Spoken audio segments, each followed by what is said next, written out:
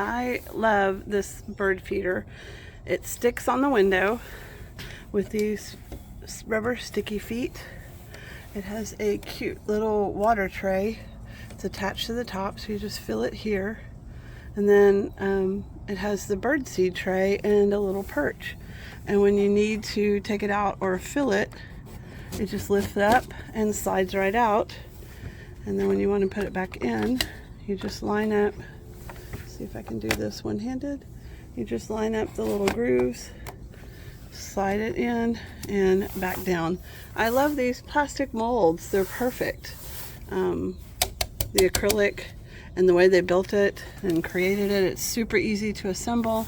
This top piece just snapped on here, and we love watching the birds from the inside. My mom's recliner is just inside the window, and she has some mobility and health issues, and she absolutely loves sitting in her recliner and watching the birds.